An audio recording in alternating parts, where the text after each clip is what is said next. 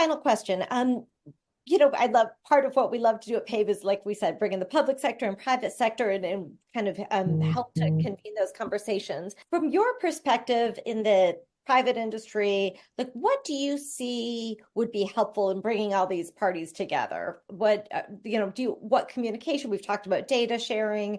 What do you think can help to push this conversation forward? Yeah, I think we need an organization, and maybe it's an already established organization, but an organization where it brings in all the different stakeholders, um, enlightened by what Rebecca's brought to the conversation. There are some automakers that are like, you're not getting my data, and if you do, you have to pay for it. So that may be dated.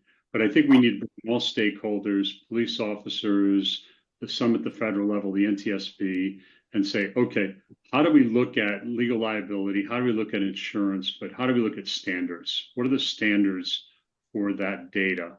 And it has to be global.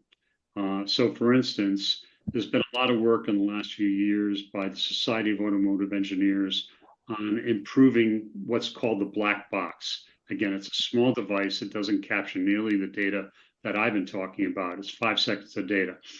In the European Union, the United Nations is involved. China's involved. They're advocating for 30 seconds of data. So just the time frame for how long data is captured in a more or less obsolete device is a battleground. So I think we need to bring in stakeholders from all these constituents. In the United States, automobiles are regulated by federal regulators, and insurance companies are regulated at the state level. We haven't talked about the police. We haven't talked about the plaintiff bar and the judges.